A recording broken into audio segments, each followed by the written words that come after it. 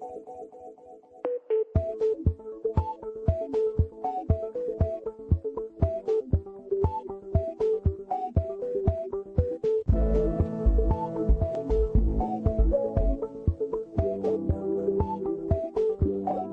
we've discovered is the heaviest known neutron star. It's what's left over after a more massive star ends its life in a supernova explosion. Certain neutron stars emit radio waves. We call these stars radio pulsars. And they spin around kind of like a lighthouse. Every time their beam passes by us, we see a burst of radio waves. The pulses come in at a very regular rate. And essentially, if there are other things going on out in space or out at the system, those pulses stop being so regular. And this lets us determine with very high accuracy how that star is moving. The pulsar that we were observing exists in a binary, so it orbits another star, and that other star is a white dwarf star, which is also a very compact object. So the fact that this object is very compact means that it actually distorts the space-time around it, and it makes it very curved.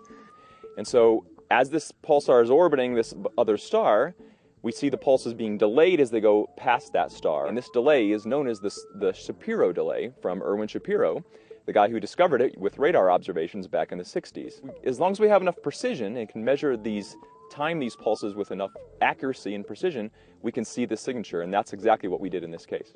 The delay in time that's needed for the pulse to go around the white dwarf is described by Einstein's theory of general relativity, and from that theory we can actually then deduce the mass of the white dwarf star. And by knowing the mass of the white dwarf star and furthermore the inclination angle of the binary orbit, we can then infer the mass of the neutron star. And what we measured was that this neutron star is actually very massive compared to the previous measurements of other neutron stars. The neutron star turns out to be 1.97 plus or minus 0.04 solar masses, so about 2 times the mass of the Sun. Until now, we weren't sure if it was possible for neutron stars to become much more massive than about 1.4 times how massive our Sun is. This new result, which is about twice as massive as our Sun, has a lot of implications for what exactly the neutron stars are made up of in the first place, what's inside them.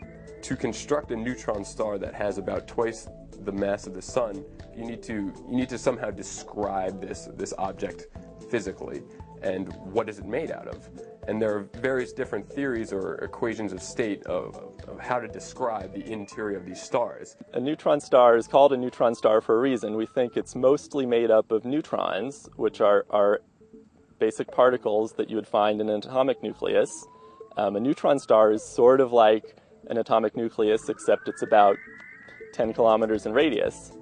There have been theories that inside the neutron star there also exist other new exotic kinds of particles with fancy names like hyperons or boson condensates or kaons or free quarks.